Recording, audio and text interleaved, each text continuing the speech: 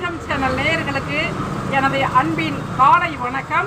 அடியேன் இப்பொழுது நின்று கொண்டிருக்கின்ற இடம் திருவாரூர் ஸ்ரீ கமல இசை மகா காளியம்மன் திருக்கோவிலில் நின்றுட்டுருக்கேன்.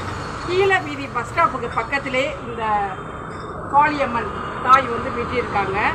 எப்பொழுதுமே நாம் சக்தியை வணங்கும் பொழுது நமக்கு வெற்றி நிச்சயமாக கிடைக்கும். அதோடு காளி தாயை நாம் சூலாயுதத்தில் எலுமிச்சம்பழம் சொருகி அது நெய் தீபங்கள் போட்டு நாம் வணங்கி வழிபாடு செய்யும் பொழுது நீண்ட காலமாக நம்மை தொடர்ந்து வந்து கொண்டிருக்கின்ற கடினமான விஷயம் எது என்று நாம் உணர்கின்றோமோ அந்த கடினங்கள் தகர்த்தப்பட்டுவிடும். நம்மளுடைய துன்பங்கள் பறந்தோடிடும்.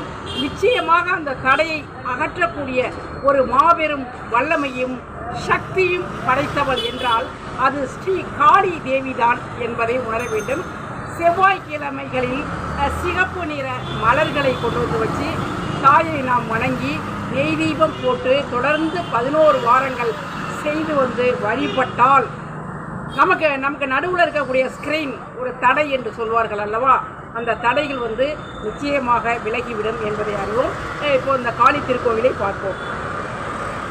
தேங்க்யூ.